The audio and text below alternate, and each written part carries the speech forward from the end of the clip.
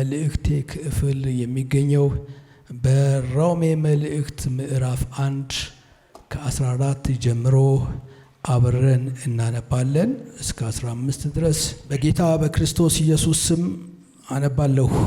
ለግሪክ ሰዎችና ላልተማሩም ለጥበበኞችና ለማያስተውሉም ዕዳ አለብኝ። ስለዚህ በሚቻለኝ መጠን በሮሜ ላላችሁና ለእናንተ ደግሞ ወንጌል ልሰብክ ተዘጋጅቻለሁ።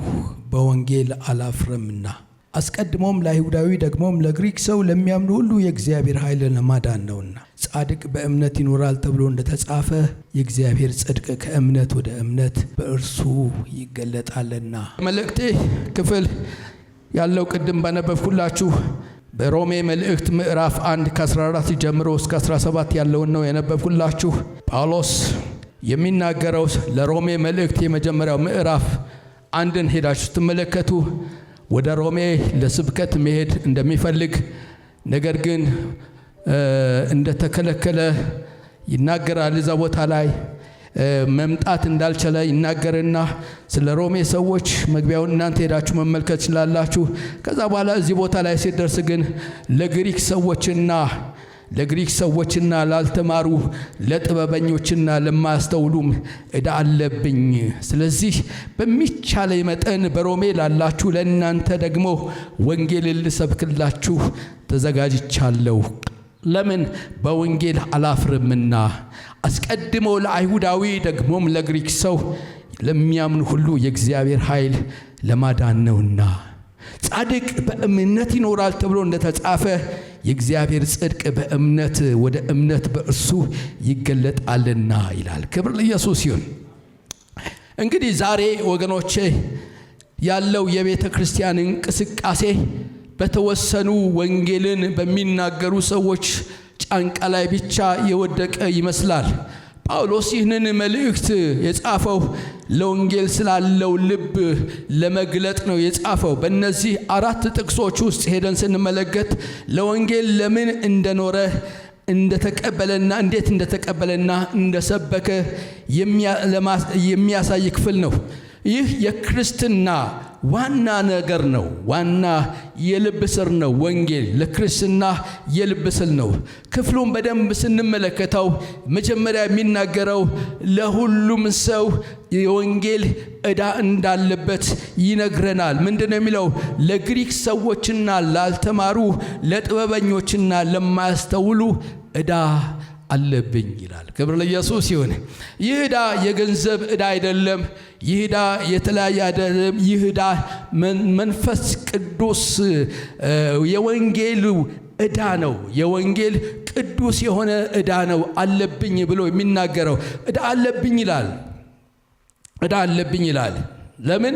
ከእግዚአብሔር ወንጌልን ተቀብሎ ድኗል። ስለዚህ ይህንን የዳነበት እምነት የዳነበትን ሁኔታ ለሰዎች የማስተላለፍ ዕዳ አለብኝ፣ ኃላፊነት አለብኝ።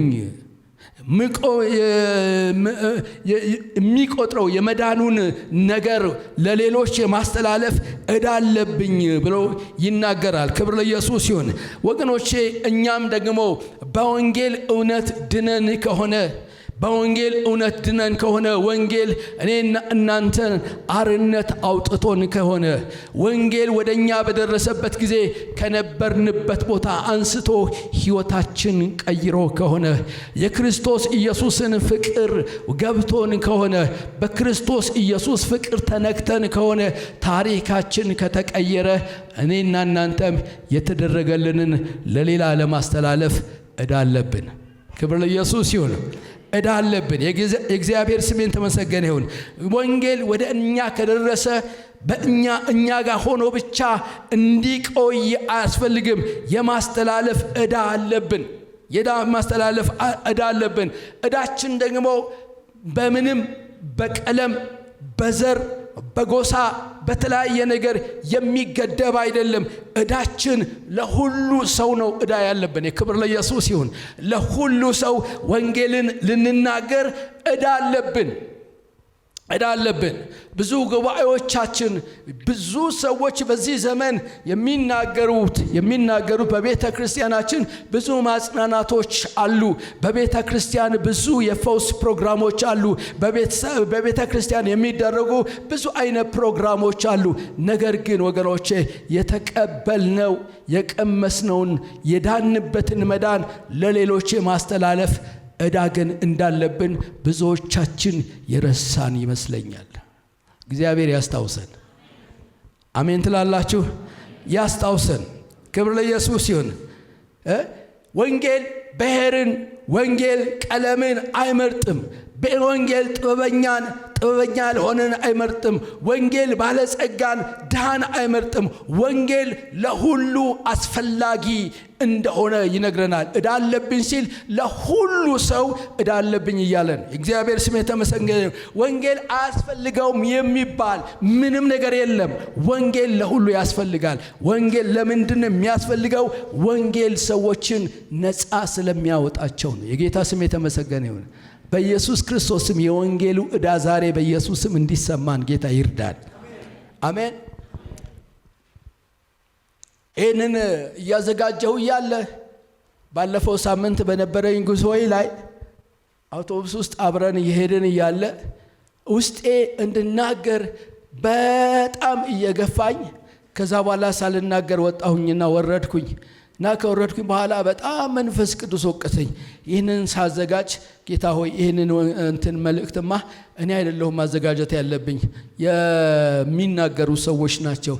እኔ በዛ ቦታ ላይ አልተናገርኩልህም ብዬ ንስሐ ገባው። በኢየሱስ ክርስቶስም እግዚአብሔር ንስሐ ያስገባል።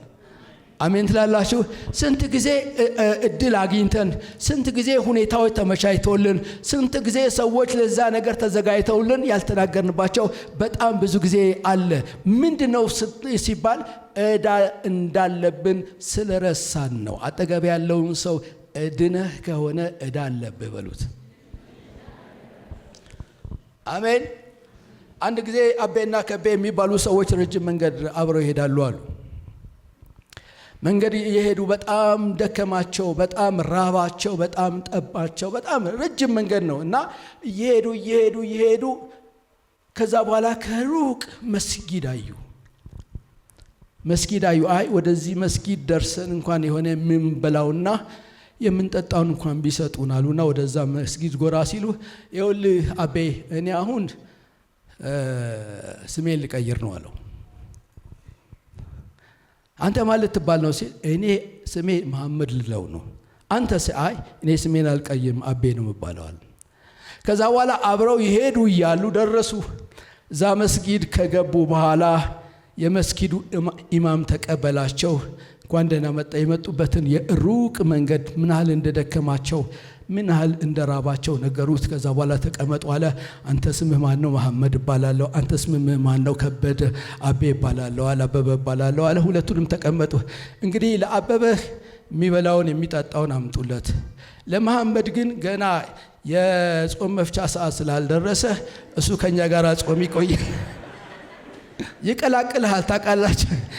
ክብር ለኢየሱስ ይሁን። የብዙ ሰው ችግር ይሄንን ነው የሚመስለው። ወንጌል የማይናገርበት የብዙ ሰው ችግር ይሄንን ይመስላል። ጊዜያዊ የሆነውን ነገር ለማግኘት፣ ለማይረባ ሞገስ ለማግኘት፣ የማይጠቅም ነገር ለማግኘት አንደበታችን ብዙዎቻችን ተለጉመዋል። ወደ ቤተ ክርስቲያን ስንመጣ ለአንድ ሰው እንኳን ወንጌል ተናግረን ይዘን አንመጣ። ወንጌል ሊነገራቸው የሚገባቸው ሰዎች በምናገኝበት ጊዜ ለወንጌል የተከፈቱልን በሮች ለሌላ ነገር እንጠቀምባቸዋለን። ስለዚህ የነሱን የቤት ሥራ አብረን ስንሰራ እንከርማለን በጌታ በኢየሱስ ክርስቶስ ስም። ዛሬ ግን እግዚአብሔር ለለየን ወንጌል በኢየሱስ መለየት ይሁንልን። ኧረ አሜን ይባላል። ኧረ አሜን ይባላል። በጌታ በኢየሱስ መለየት ይሁንልን። አሜን። ወገኖቼ ወንጌል ለየትኛውም ቀለም፣ ወንጌል ለየትኛውም ባለስልጣን፣ ወንጌል ለየትኛውም ብሔር፣ ወንጌል ለየትኛውም ዘር ያስፈልገዋል። አሜን ትላላችሁ? የእግዚአብሔር ስም የተመሰገነ ይሁን። ወንጌል ለየትኛውም ዘር ያስፈልግ። ለዚህ ነው ጳውሎስ የሚናገረው ምንድነው? ለግሪክ ሰዎች በዛን ዘመን የሰለጠኑ ናቸው። በዛን ዘመን በጣም የሰለጠኑ ናቸው። ላልተማሩ፣ ለተማሩ፣ ለጥበበኞች፣ ለማያስተውሉ ለሁሉ ወንጌል ልናገር ዕዳ አለብኝ አለ። ዕዳ አለብኝ። ምን አይነት ዕዳ? ከእግዚአብሔር የተቀበልኩት ቅዱስ የሆነ የወንጌል ዕዳ አለብኝ። ወንጌሉን እንድናገረው እኔ ነኝ የምጠበቀው። ወንጌሉን እንድትናገር አንተ ነህ የምትጠበቀው። ወንጌል እንዲናገር መልአክ ከሰማይ አይላክም። ወንጌል እንድትናገር የምትጠበቀው አንተ ነህ። የተለጎመው አፍ በኢየሱስም የተከፈተ ይሁን። በናዝሬቱ በኢየሱስም ይከፈት። በዚህ ዘመን ብዙ የማሰልጠኛ ጣቢያዎች አሉ። ወንጌል ለመናገር ካስፈለገ በብዙ መንገድ መናገር ይቻላል። ነገር ግን እንደተከፈተልን አይደለም፣ ብዙ እየተናገርን አይደለንም። ስለዚህ ከጉባኤያችን መጨረሻ ላይ ወደ ጌታ የምትመጡ ሲባል አንድም ሰው አናገኝም። ምክንያቱም ምንድነው ስለማንናገር።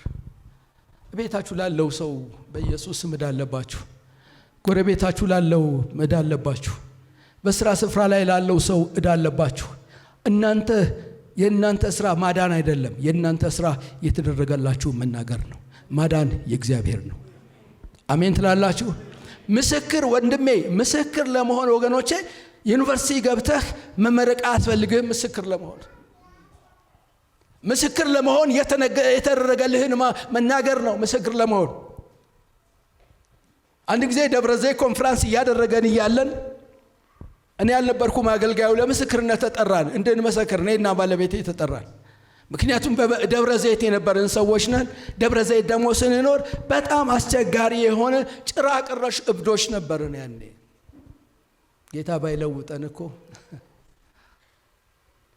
ክብር ለኢየሱስ ይሁን። እና መስክሩ ተብለን ተጠራና ቦታ ተሰጠን። ትዝ ይለኛል አሴምብሊ ኦፍ ጎድ ነበረ ቸርቹ።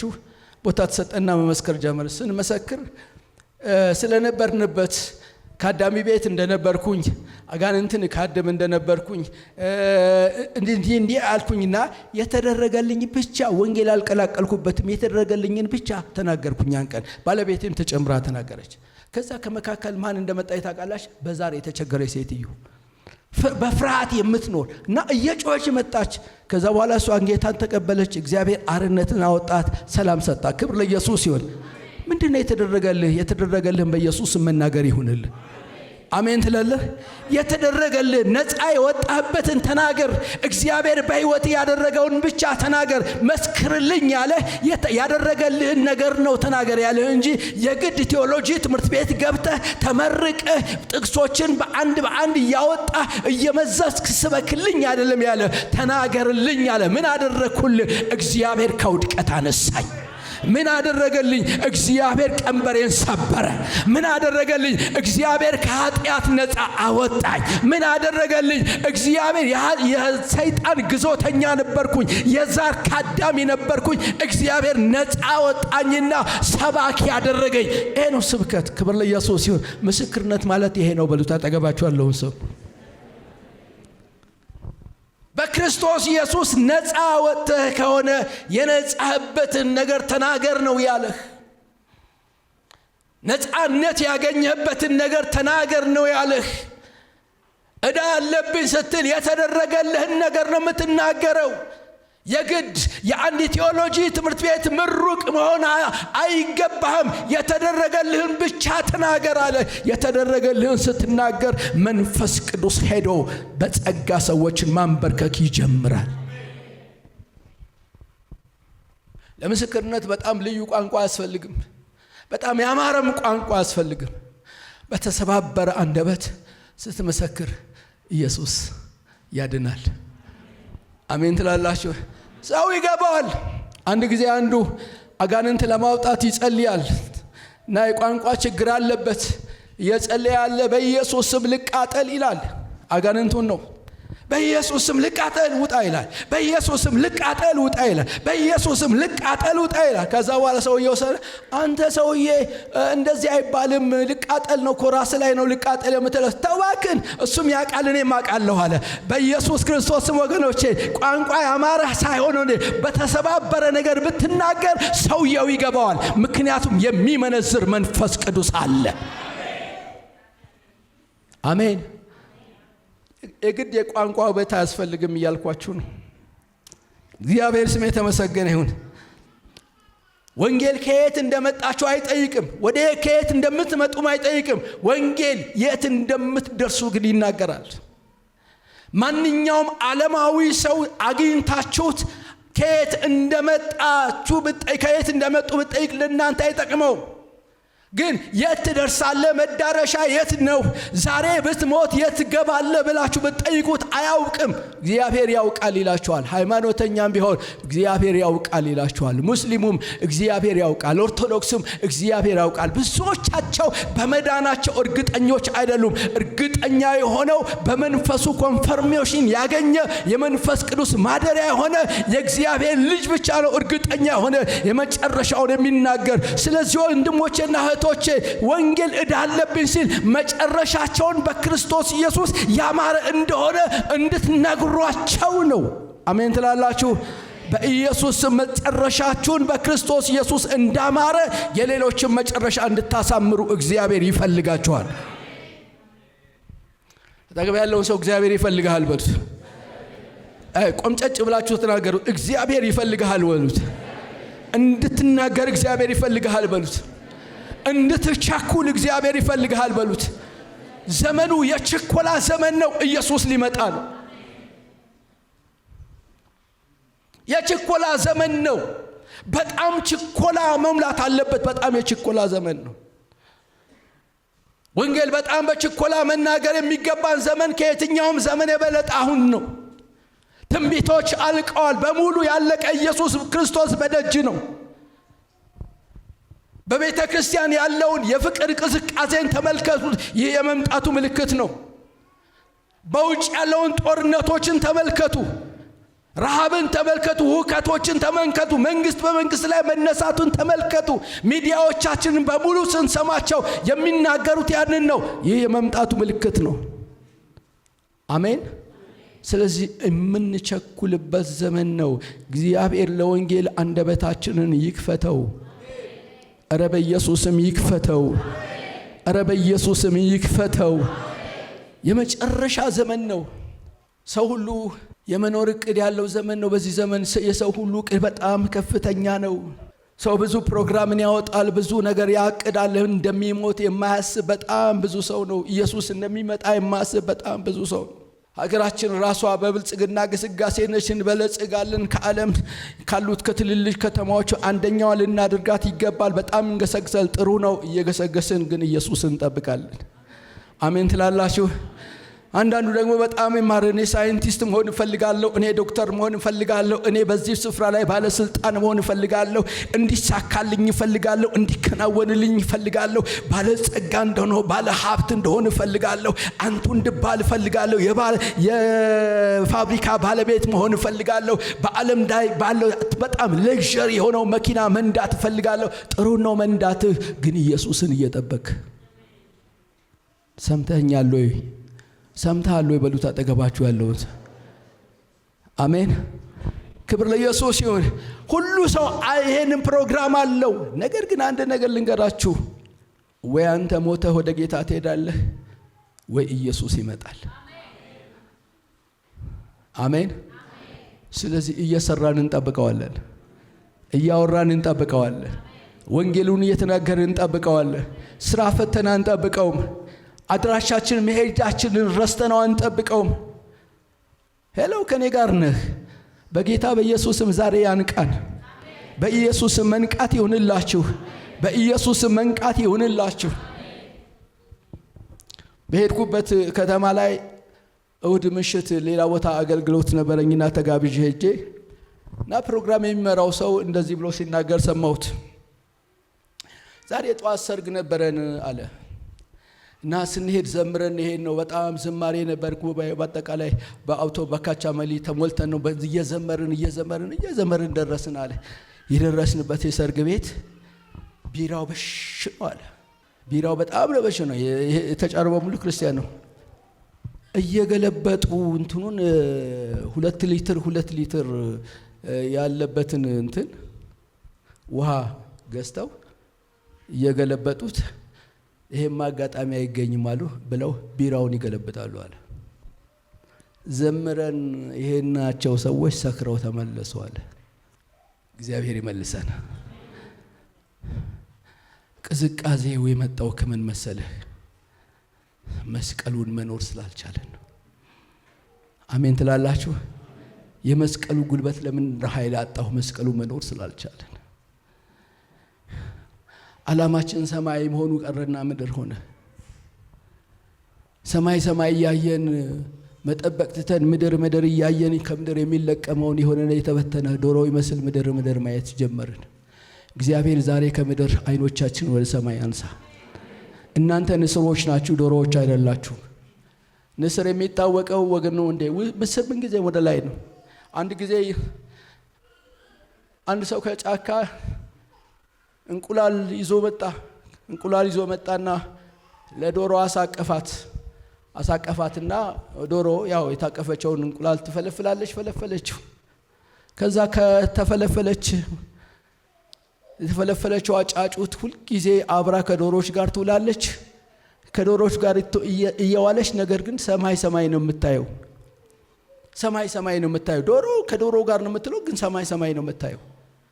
ዶሮቹ ሲያቦኑ አቧራ እሷ አታቦንም፣ ሰማይ ነው የምታየው። ክንፎቿ እስከሚበቅሉላት በጌታ በኢየሱስም ሰማይ መመልከት ይችላል። ክብር ለኢየሱስ ይሁን። እና ክንፎቿ በበቀሉ ጊዜ እናንተ ከዶሮቹ ተለይታ ሄደች። ምክንያቱም ሰፈሩ አይደለም። አጠገብ ያለውን ሰው ምድር ሰፈር አይደለም በሉት።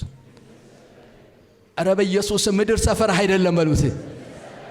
ሃሌሉያ። ዓለም ሰፈር አይደለም። ከአተም ተለይታ የምትወጣበት ጊዜ አለ። ኢየሱስ መጥቶ የሚወስድህ ጊዜ አለ።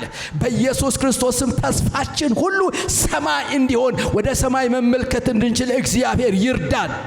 ወደ ሰማይ የሚያዩ ሰዎች አጠገባቸው ላለው ሰዎች ወንጌልን ይናገራሉ። ቢያከብሩህም ባያከብሩህም አገርህ በሰማይ ነው። አሜን ትላላችሁ? ቢቀበሉህም ባይቀበሉህም አገርህ በሰማይ ነው። ቢሰሙህም ባይሰሙህም አንተ ግን አገርህ በሰማይ ነው። በዚህ አምባሳደር ሆነን የምትኖረው አንተ አምባሳደር ነህ። የሰማይ አምባሳደር ነህ። የእግዚአብሔር ስም የተመሰገነ ይሁን። ጳውሎስ ሲናገር ታረቁ ብለን እንለምናለን ይላል። አስታራቂ ነህ፣ አምባሳደር ነህ፣ ክርስቶስ ኢየሱስን የምትገልጥ ነህ። ስለዚህ ዕዳ አለብህ። ለግሪኩ ሰው ዕዳ አለብህ፣ ለጥበበኛው ሰው ዕዳ አለብህ፣ ጠቢብ ላልሆነው ለማያስተውለው ሰው ዕዳ አለብህ፣ ለሀብታሙ ዕዳ አለብህ፣ ለድሃው ዕዳ አለብህ፣ ለቀዩ ዕዳ አለብህ፣ ለጥቁሩ ዕዳ አለብህ፣ ለባለስልጣኑ ዕዳ አለብህ፣ ስልጣን ለሌለው ዕዳ አለብህ፣ መንገድ ለሚተኛው ዕዳ አለብህ፣ ቤት ውስጥ ለሚተኛው ዕዳ አለብህ፣ በሰፈር ውስጥ ላለ በከተም በር ውስጥ እንደ ውሻ ተዘግቶበት ለሚኖረው ለባለጸጋው ሰውዬ ዕዳ አለብህ።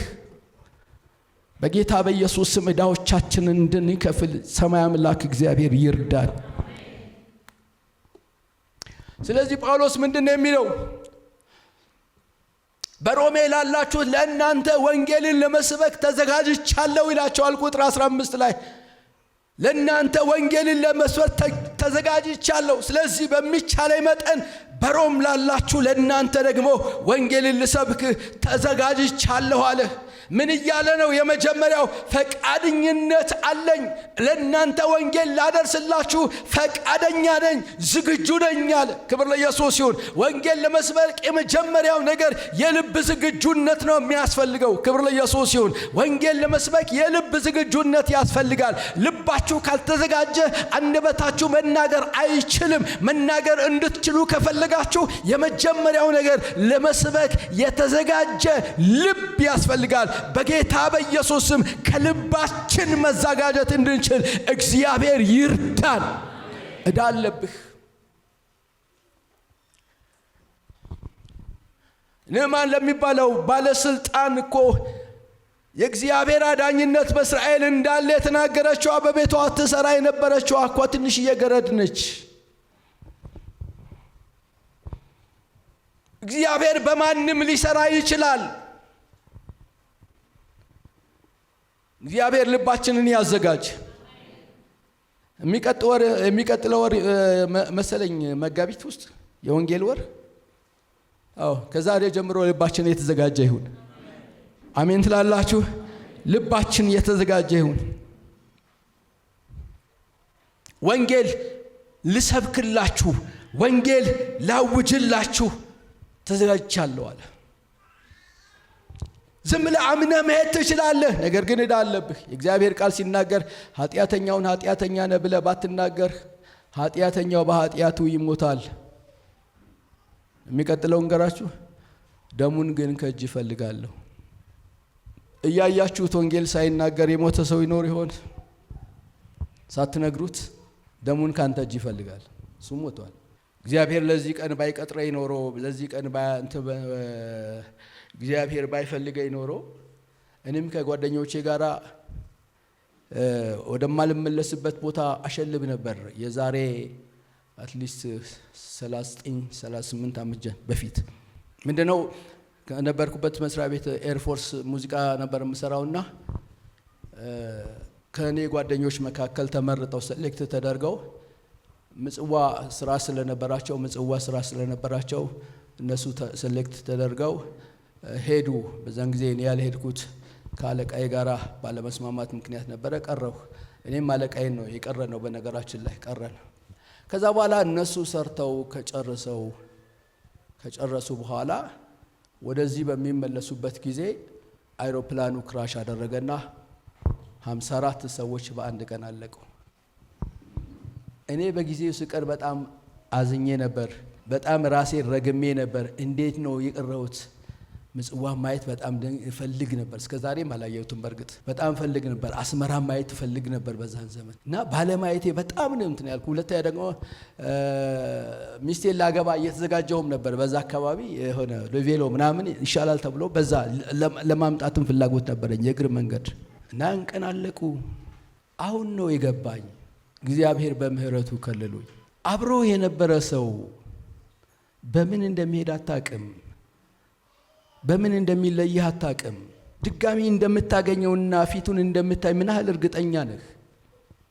እርግጠኛ ነህ? ቻው ነገ እንገናኝ ብሎ እኮ ተኝቶ የሚያሸል በጣም ብዙ ሰው አለ። ፕሮግራም አውጥተህ እቅድ አውጥተህ የሆነ ዓላማ ይዘህ ይህንን እንሰራለን፣ ይህንን እናቅዳለን፣ ይህንን እናደርጋለን ብለህ የተነጋገርከው ሁሉ ያ ሳይከናወን እኮ ላታገኘው ትችላለህ። ድጋሚ እድል ላታገኝ ትችላለህ። ባገኘው እድል ኢየሱስን ነግረኸው መዳን ይሁንለት። አትቀዝቅዝ። አሜን በል። ይህን ትባረካለህ ብትባል ቆመህ እያልክ ነበር አሜን የምትለው። ትልቅ መልእክት ነው የምነግርህ። በጌታ በኢየሱስ ክርስቶስ ስም ላገኘው ሰው የመናገር እድል አግኝታለና መናገር እንድችል አንደበት ይከፈት። በጌታ በኢየሱስ ስም አንደበታችን በመንፈስ ቅዱስ ኃይል የተነካ ይሁን። በኢየሱስ ስም የተነካ ይሁን።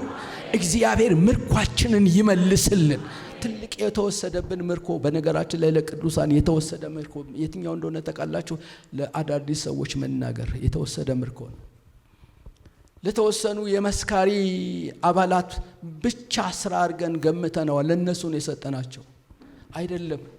እግዚአብሔር እድል አድርጎ አህዛቡን ወደ አንተ ሲያመጣ እንድትነግረው ፈልጎ ነው። ሊቀበል ይችላል፣ ላይቀበል ይችላል። በሱ ፊት ሞገስ ልታገኝ ትችላለህ። ልትጠላም ልትወደድም ትችላለህ። ግን የተቀበለ ዕለት ግን በጣም ባለውለታ አድርጎ የሚቆጥርህ አንተን ነው። እሱ ባይነግረኝ ኖሮ ይላል። ዛሬ እግዚአብሔር አንደበታችን በኢየሱስም በእሳት ይክፈተው እና ስንቶቻችሁ ዝግጁ ናቸው ለመናገር? ወንጌል እናገር፣ ለእናንተ ልሰብክላችሁ ምን አድርጌያለሁ አለ? ተዘጋጅቻለሁ አለ። ምክንያቱም በወንጌል አላፍርም አለ። የወንጌል ዓላማ ማዳን ነው አለ። ክብር ለኢየሱስ ይሁን። በወንጌል አላፍርም። የወንጌል ዓላማ ምንድነው? ማዳን ነው። የማዳን ኃይል ያለው በወንጌል ውስጥ ነው። የሰው ሕይወት የሚለወጠው በወንጌል ውስጥ ነው። የሰው ዘላለማዊ ሁኔታ የሚለወጠው በወንጌል ውስጥ ነው። ወንጌል ወገኖቼ መነቃቂያ ንግግር አይደለም። ወንጌል ወንጌል የሰዎችን የመጨረሻ ነገራቸውን የሚቀይር፣ መንገዳቸውን የሚቀይር፣ አመለካከታቸውን የሚቀይር ነው ወንጌል። ሕይወታቸውን የሚቀይር ነው ወንጌል። ስለዚህ በወንጌል ምን አልን ማለት ጳውሎስ አላፍርም፣ በወንጌል አላፍርም ይላል። ቁጥር 16 ላይ በወንጌል አላፍርምና አስቀድሞ ለአይሁዳዊ ደግሞም ለግሪክ ሰው ለሚያምኑ ሁሉ የእግዚአብሔር ኃይል ምን ማለት ነው? ለማዳን ነውና። እግዚአብሔር ኃይል የሚገለጠው ምን ውስጥ ነው? በወንጌል ውስጥ ነው። የእግዚአብሔር ኃይል የሚገለጠው በወንጌል ውስጥ ነው። በኢየሱስ ስም እግዚአብሔር ኃይሉን ይግለጥልን።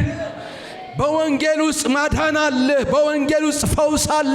በወንጌል ውስጥ ተአምራት አለ። በወንጌል ውስጥ ወገኖቼ ሰዎች የታሰሩ ሰዎች ይፈታሉ። ወንጌል ስትነግሯቸው ካሉበት ጨለማ ነፃ ይወጣሉ። ወንጌል ሲነገራቸው ካለባቸው ከባህል እስራት ነፃ ይወጣሉ። ወንጌል ሰዎችን ነፃ ያወጣል። ነፃ ከማያወጣው ነገር ምንም ነገር የለም። ወንጌል ነፃ አውጪ ነው። በኢየሱስ ስም ይህንን ነፃ የሚያወጣ የወንጌል ኃይል በኢየሱስ ስም ይገለጥባችሁ። ወንጌል ነፃ ያወጣል። እግዚአብሔር ስም የተመሰገነ ይሁን። የእግዚአብሔር ኃይል ምንድነው? ለማዳን ነው። ስንቶቻችሁ ወንጌልን ለመስራት ወንጌልን ለመስበክ ተዘጋጅታችኋል? ለወንጌል ያላችሁ ልብ ምን ይመስላል? ወገኖቼ ውስጣችሁን እስቲ ፈትሹት። ለወንጌል ያላችሁ ልብ ምን ይመስላል? ለወንጌል አገልግሎት ራሳችሁን ሰጣላችሁ? ለወንጌል አገልግሎት ገንዘባችሁን ሰጣላችሁ? ለወንጌል አገልግሎት ያላችሁን ነገር ትቆረሳላችሁ? ወይስ ወንጌል በሚባልበት ጊዜ አንደበታችሁ ዘግታችሁ ወንድሜ አረፌ ልኖርበት ሲተወኝ ትላላችሁ? ወንጌል በነገራችን ላይ የመለየት አቅም አለው። አሜን ትላላችሁ? ወንጌል እየተናገርክ አካባቢ ሁሉ ሰላም አይሆንም። እውነት ነው። ይሄ ሰላም አይሆንም። ወንጌል ከተናገርክ አካባቢ ሰላም አይሆንም። አጠገብህ አይቀበሉ ይችላሉ። ስደት ሊያደርሱበት ይችላሉ። ነገር ግን የመንፈሱ ክብር ባንተ ላይ እጥፍ እየሆነ ይመጣል። የተለየ ትሆናለህ። የእግዚአብሔር ስም የተመሰገነ ይሁን። ከተለዩት የተለየ ትሆናለህ። አሜን ትለኛለህ? ፍጹም በምንም ነገር የማታገኘው ደስታ በኢየሱስም ውስጥ ይሞላዋል። ውስጥ የሚፍለቀለቅ ደስታ ይሆናል። ወንጌል ተናግሬ ስመጣ እኔ ከምንም ነገር በላይ የማረሳው ነገር ምን እንደሆነ ታውቃለህ? ደስታ። ሃሌሉያ! እግዚአብሔር ስም የተመሰገነ ይሁን። በጣም ነው ደስ የሚለኝ። ለምን? መንፈሱ ደስታን ስለሰጠኝ። የጌታ ስም የተባረከ ይሁን። ባለፈው ሳምንት ጥሩ የወንጌል ጊዜ ነበረን። ስንመጣ ግን ሰኞ ማለዳ ወጥተን ሻሸመኔ ስንደርስ ኃይለኛ ሰልፍ አለ። በጣም ከፊት ለፊቴ ከሰባ ባላነሰው ሰው አለ። ከኋላ ደግሞ እንደዛ አለ። ኃይለኛ ፀሐይ ከሰማይ እየወረደ ነው። ግን በዛ ውስጥ ቅንጣት ያህል ማጉረምረም አልነበረኝም። ውስጤ ደስታ ነበር ያለ። ክብር ለኢየሱስ ይሁን። ሰይጣን እንደዚህ ለው ነበር፣ አልተሳካልህም። ፀሐይ ያቃጠለኝ መሰለህ? ነው ለኔ ቅባቴ ነው አልኩት። የእግዚአብሔር ስም የተመሰገነ ይሁን። ለኔ ቅባቴ ነው። እንዴት ደስ ይላል! እርበላል። ሃሌሉያ! አልተሳካልህም፣ ስቶኛል። እንዳደረኩበት አላደረገልኝ። ሪካዶ ባሳይ ፕሬጄኒያ። ወንጌል እየተናገርክ ብትደበደብ ቅባት ነው። ወንጌል እየተናገርክ አቧራ ቢበተንብህ ለአንተ ቅባት ነው። በኢየሱስ ስም እግዚአብሔር በዚህ መንፈስ ይቀባችሁ። ብትሰደብ ሞገስ ነው። ሃሌሉያ!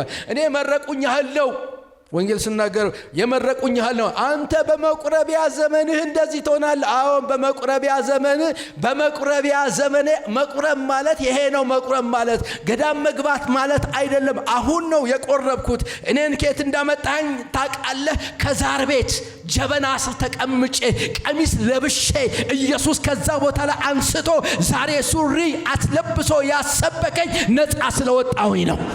ስለዚህ ቢሳደብ ለኔ ቅባቴ ነው። ቢሳደብ ለኔ ክብሬ ነው። እንዴ ሌሎች እኮ ህይወታቸውን ሰጥተዋል። አንተ ብትሰደብ ምን ትሆናለህ? መልክ አይቀየር፣ ፊት አይቀየር፣ የሚለጠፍብህ ነገር የለም። ብትሰደብ እንደውም የክብር መንፈስ ያርፍብሃል። በጌታ በኢየሱስም ዝም የማይሉ አንደበቶች የተከፈቱ ይሁኑ። ዝም በል ብትባል ዝም አልልም፣ ኢየሱስ ያድናል። ዝም በል ብትል ዝም አልልም፣ ኢየሱስ ከዚህ ቦታ ላይ አውጥቶኛል። ኢየሱስ ይህንን አድርጎልኛል። ዝም አልልም፣ ለአንተ ልናገር ዕዳ አለብኝ። ዝም አልልም፣ ምክንያቱም ኃይል ያለው በዚህ ውስጥ ነው አለ። የወንጌል ኃይል አለው። ወንጌልን በመናገር ውስጥ የእግዚአብሔር ኃይል ይገለጣል። አሜን ትላላችሁ? ኧረ በጌታ በኢየሱስ እሳት ይለቀቅ። ጌታ ኢየሱስ እንደዚህ እሳት ከወደቀ ምን እፈልጋለሁ አለ፣ ከነደደ አለ። በጌታ በኢየሱስም በዚህ ጉባኤ ውስጥ ወንጌልን የምንናገርበት እሳት በኢየሱስም የተለቀቀ ይሁን። መንፈስ ቅዱስ ይረዳኛል፣ መንፈስ ቅዱስ ያገዛኛል። ይህ የመንፈስ ቅዱስ እሳት በሚፈልጉ ላይ ልባቸው በተነካ ላይ ሁሉ በኢየሱስም የፈሰሰ ይሁን። ዝም የማያሰኝ የእግዚአብሔር እሳት የተለቀቀ ይሁን። ዝም የማያሰኝ የእግዚአብሔር እሳት የተለቀቀ ይሁን።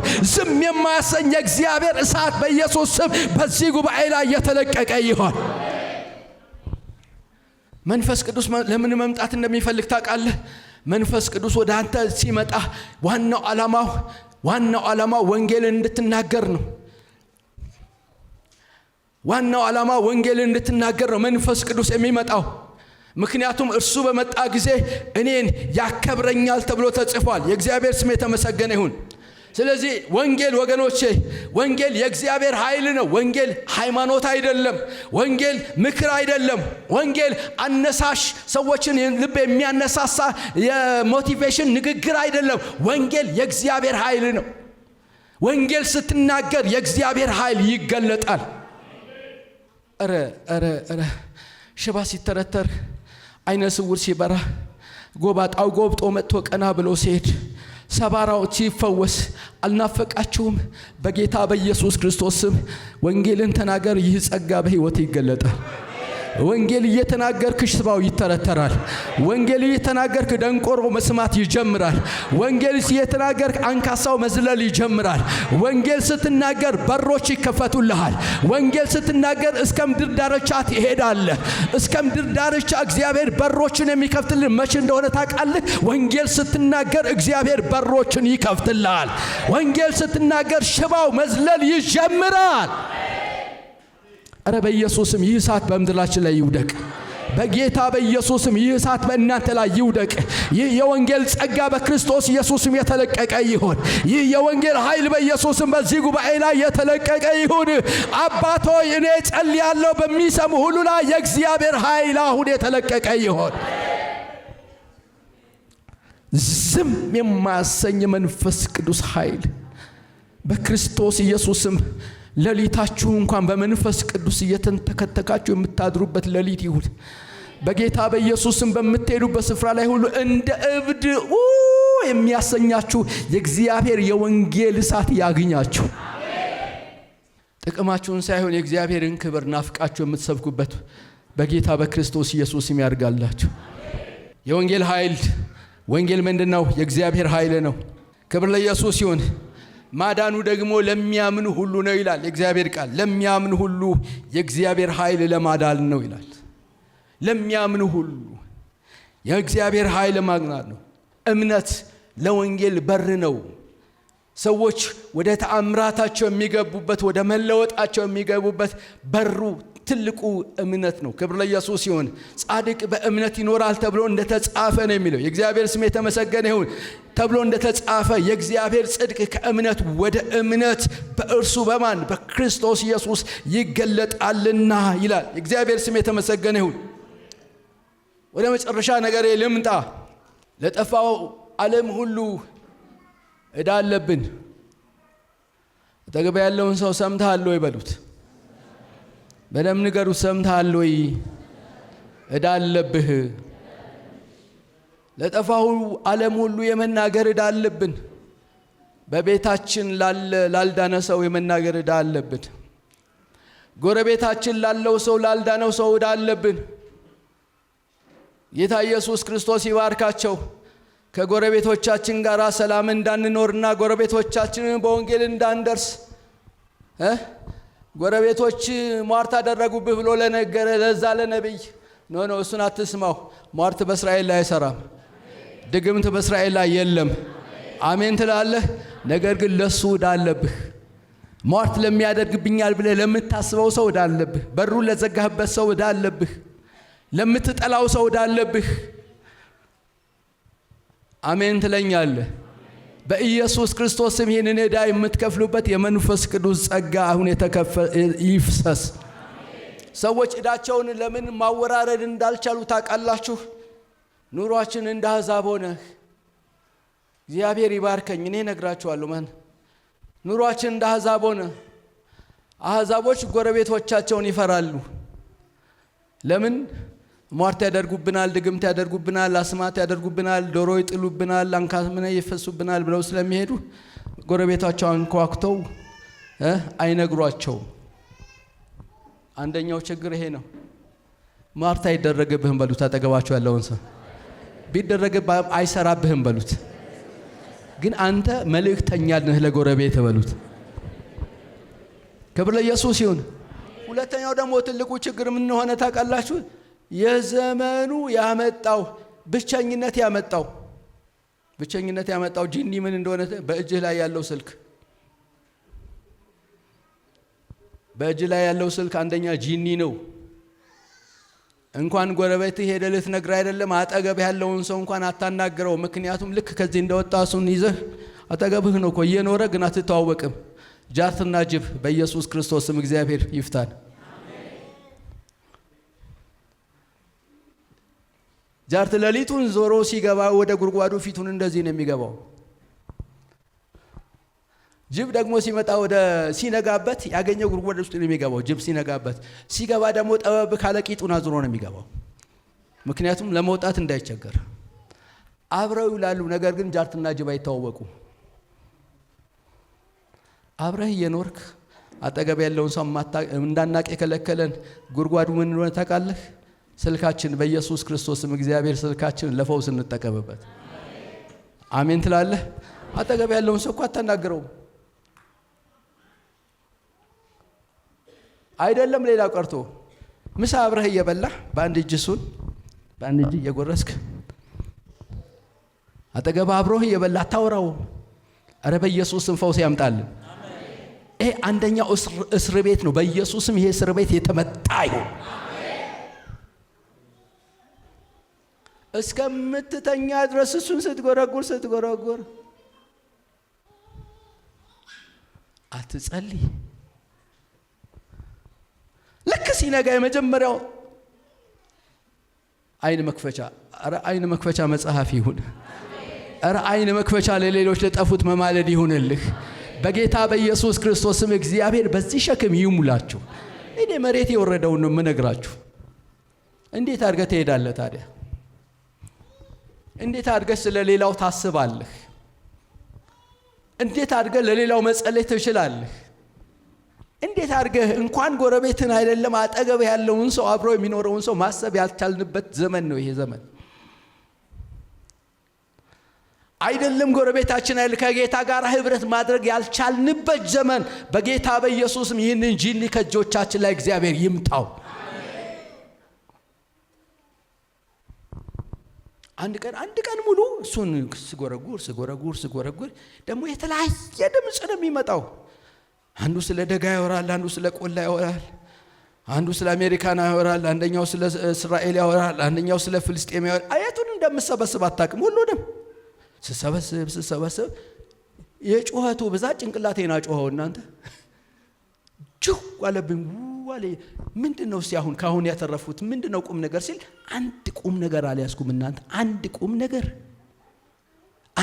ቁም ነገር በኢየሱስ ስም ጊዜያችሁን ከሚያባክነው ነገር እግዚአብሔር ይፍታችሁ። የሚዲያ እስረኛ ከመሆን በኢየሱስ ስም እግዚአብሔር ያድናችሁ። ስለዚህ ጎረቤት ሄዳለብህ፣ ለዓለም ሁሉ ሄዳለብህ። ስንቶቻችሁ ለመስበክ ትዘጋጃላችሁ? እግዚአብሔር ዛሬ የሚጠብቀው እናንተን ነው። የሚጠብቀው 3 2 እና 4 5 6 ወንጌላዊ አይደለም። እናንተን ሁሉ እግዚአብሔር እየጠበቀ ነው። አሜን ትላላችሁ? እናንተን እየጠበቀ ነው። ቤተ ክርስቲያን ዝግ በነበረችበት ጊዜ በ3 እና በ4 ወንጌላዊ አይደለም ኢትዮጵያን የወረሱት። ክርስቲያን በሙሉ የሚመሰክር ነበር። እኔ አብዛኛውን ጊዜ ክፍለ ሀገር አገልግዬ ነው እድሜን የጨረስኩት። አብዛኛው ወንጌል ይዘው የገቡ የግብርና ሰራተኞች መምህራን ናቸው ወደ ገጠር ይዘው የገቡት። እነሱ በገቡበት እግር ነው እኛ ተከትለን እያደራጀን ቤተ ክርስቲያን እንሰራ የነበረው። ዛሬ ይህን አይነት እድል ብታገኙ ብትወጡ ታሰፉታላችሁ የእግዚአብሔር መንግስት ወይስ ኦኬ ምንም አይደለም ችግር የለውም ብለን እናልፈዋለን? ወንድሜ ኃጢአተኛውን ኃጢአተኛ ነህ ብለህ ባትናገር ኃጢአተኛ በኃጢአቱ ይሞታል፣ ደሙን ግን ካንቺ ይፈልጋል ይላል። ብትናገር ግን ወንጌል የእግዚአብሔር ኃይል ነው፣ ሰዎችን ይለውጣቸዋል። ወንጌል የእግዚአብሔር ኃይል ነው፣ ምድርን ይለውጣል። ወንጌል የእግዚአብሔር ኃይል ነው፣ ሰዎችን ወገኖች አመለካከትን ብቻ አይደለም ኑሯቸውን ይለውጣል። ስለዚህ ያለ ንስሐ በረከት የለም፣ ያለ ወንጌል ነጻነት የለም። አሜን። ስለዚህ ለወንጌል ዕዳ አለብህ፣ በወንጌል አትፈር። የዛሬ መልእክቴ ነው። እንጸልይ።